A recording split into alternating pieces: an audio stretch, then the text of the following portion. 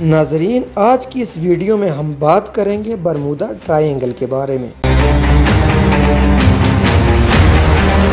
Bermuda triangle, اس کے بارے میں بحری اور فضائی جہازوں کے غائب ہونے کی حیران کن واقعات کا ذکر دہائیوں سے ہو رہا ہے، جس کے بارے میں بہت زیادہ کہانیاں، اخباریں، مضامین اور آن لائن بحث مباحثے ہوتے رہتے ہیں۔ ایسا کہا جاتا ہے کہ 50 سے زائد بحری جہاز جبکہ 20 طیارے یہاں غائب ہو چکے ہیں،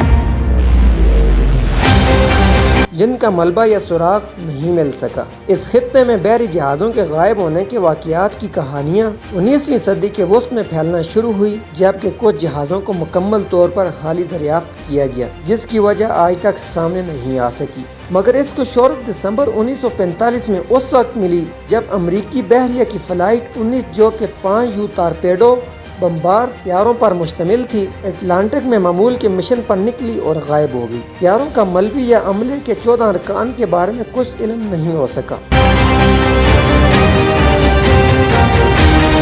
لوگوں کے تجسس میں مزید اضافہ اس وقت ہوا جب یہ رپورٹ سامنے آئی کہ اس فلائٹ مشن کو ڈھونڈنے والے طیاروں میں سے بھی ایک طیارہ غائب ہو چکا ہے۔ دلچسپ بات یہ ہے کہ امریکہ بحریہ کا USS سائیکلوپ بھی اس خطے میں 1918 میں گم ہو گیا تھا، جس کا سراغ نہیں مل سکا۔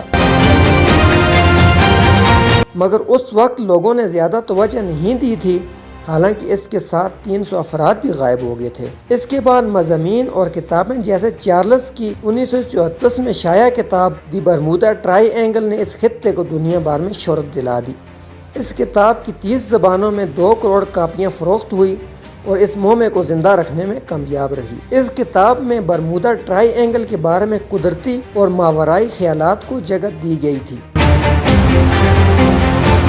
2018 میں برطانیہ کی ساؤتھ ہیمپٹن یونیورسٹی کے سائنسدانوں کا خیال تھا کہ اس سمندری تاکون کا راز وہاں کی 100 فیٹ بلند تیز لہروں میں چھپا ہے۔ تحقیقی ٹیم کا ماننا تھا کہ برمودا ٹرائی اینگل کے اسرار کی وضاحت تند و تیز لہروں سے ممکن ہے۔ محققین نے اس مقصد کے لیے طوفانی لہروں کو لیبارٹری میں بنایا، جو کہ بہت طاقتور اور خطرناک تھی، جبکہ ان کی اونچائی 100 فیٹ تک تھی۔ اس قسم کی لہروں کو سائنسدان اکثر شدید طوفانی لہریں قرار دیتے ہیں۔ تحقیقی ٹیم نے ایک بحری جہاز USS سائیکلوپ کا ماڈل تیار کیا تھا۔ 542 فیٹ کے اس جہاز کا ملبہ کبھی نہیں مل سکا اور نہ ہی عملے اور مسافروں کے بارے میں کچھ معلوم ہو سکا۔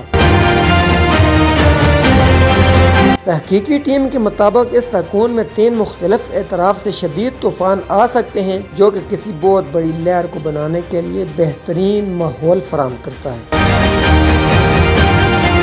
ان کا ماننا ہے کہ اس طرح کی لہر کسی بڑے بحری جہاز کو ڈبو سکتی ہے، جیسا لیبارٹری میں آزمائش کے دوران اس کی کامیاب آزمائش بھی کی گئی تھی۔ مگر کسی بھی تحقیق میں اب تک اس سوال کا جواب سامنے نہیں آ سکا کہ اگر بادل یا لہر جہازوں اور طیاروں کی تباہی کا باعث بنتے ہیں تو ان کا ملبہ کہاں جاتا ہے،